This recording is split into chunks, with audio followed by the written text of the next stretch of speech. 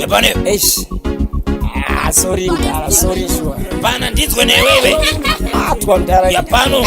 Saiza pane. Saiza. Ndakukuputita na. Ndakukuputita. Yapano. Sorry mdara nakumira regerero.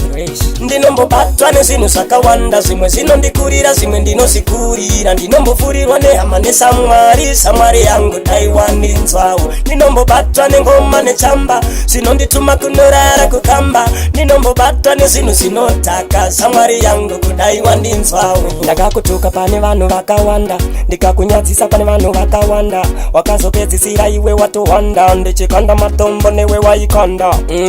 Chimsombotiya ndicho chakanga chakankia. Sorry mumwe wangu paive kudhakwa, ndapota ndakumbira usankia.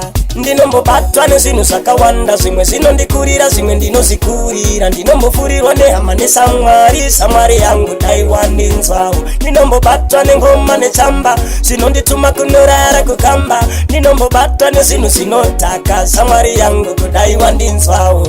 Ndakumbira ruregerero kwauri, kudhakwa ndiko kunoita kuti ndisaize zvauri.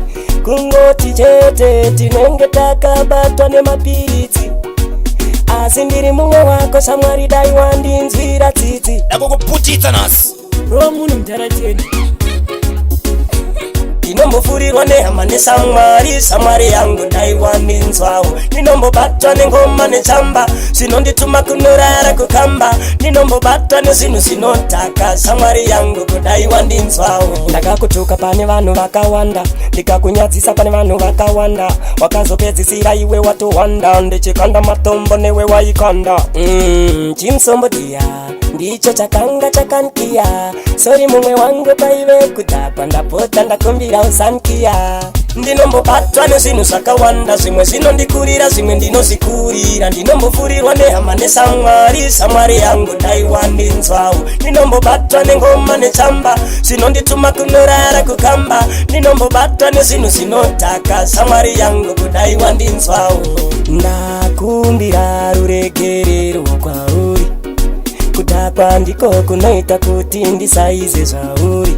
Kungoti chete tinenge takabatwa nemapiritsi, asi ndiri mumwe wako samwari dai wandinzwira tsitsi.